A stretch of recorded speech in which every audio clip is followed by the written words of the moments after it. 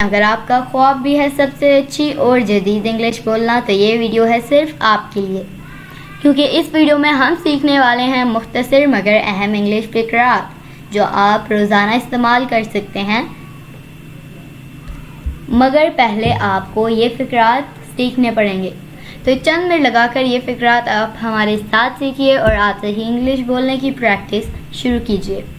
और दोस्तों, अगर आप हमारे चैनल पर नए हैं तो इब्राहिम टीम इंग्लिश को सब्सक्राइब कर लीजिए इसी तरह की मज़ीद इंग्लिश वीडियोस के लिए, और वीडियो को लाइक शेयर करना ना भूलिए।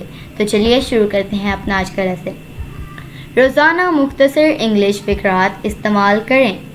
लेट मी गो, लेट मी गो, मुझे जाने दो। लेट मी सी, लेट मी सी, मुझे देखने दो, मुझे देखने दो।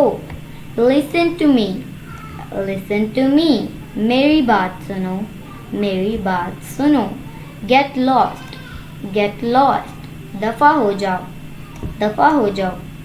कीप क्वाइट, कीप क्वाइट, खामोश रहो, खामोश रहो।